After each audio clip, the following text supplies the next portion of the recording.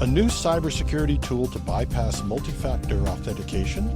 Kaspersky leaves the North American market with a surprise software installation that panics some customers. Security firm ESET patches some flaws in its software, and the FTC issues a scathing report on the data that big tech collects on all of us. Welcome to Cybersecurity Today. I'm your host, Jim Love. Security vendor Abnormal Security is reporting a new cybersecurity tool that is gaining traction among cyber criminals.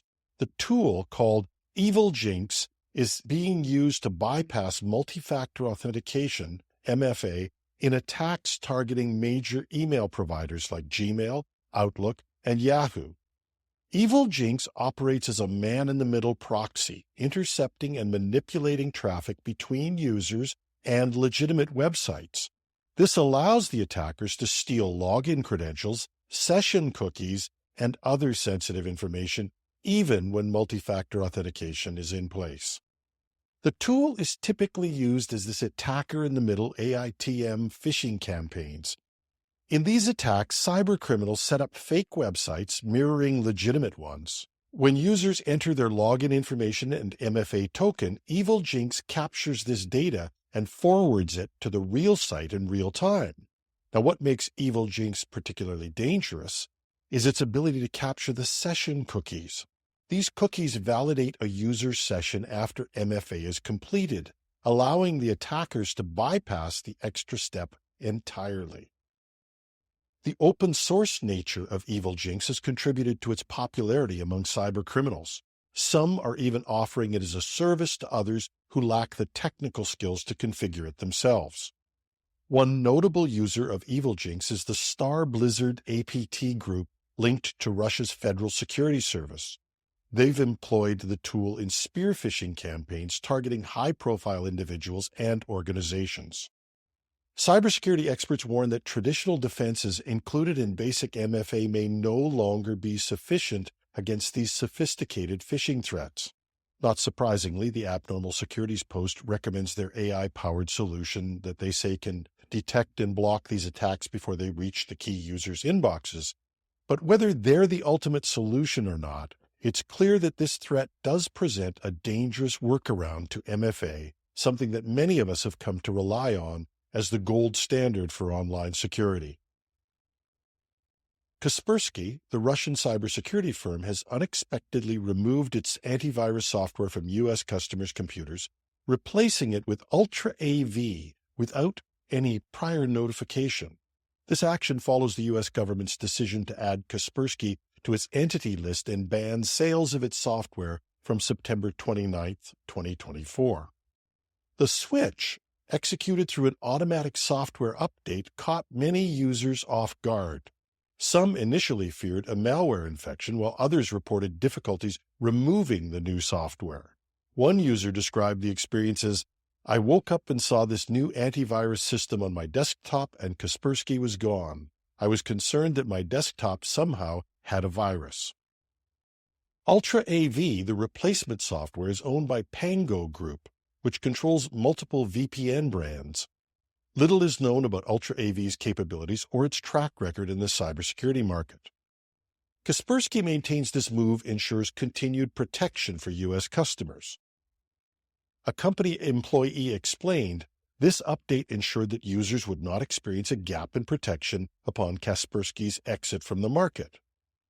If this was to have been a sign that Kaspersky cared about its customers and wanted them protected, it seems to have failed and left them with a rather clumsy exit from the market. If it was a purchase of Kaspersky's business, which frankly seems more likely, it apparently didn't leave a great first impression. Now, we have no idea who they are or what capabilities Ultra AV has, and we presume that the same holds true for most of those who got the new software.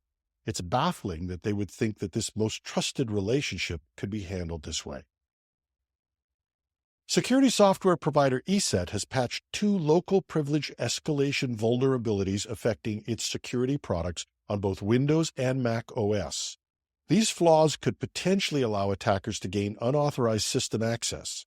ESET is Europe's largest privately held cybersecurity company. It operates in over 200 countries worldwide with a growing presence in North America.